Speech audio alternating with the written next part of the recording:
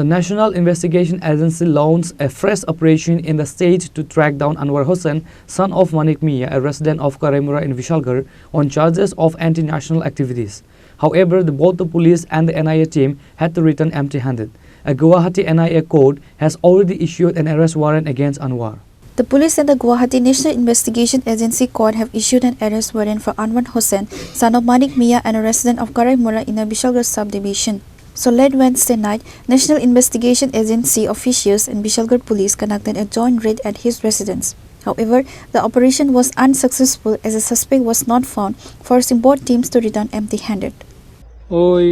police আসছিল বাইরে থেকে এসে বিশ্বকর থানার পুলিশ আসছিল কি কইছে আয়া জিজ্ঞাসা করছে যে তোমার ছেলে তোমরা আসা যাওয়া আছে না আমি কইছি না আমরা আজকে 23 বছর থেকে 2002 আইছি এখানে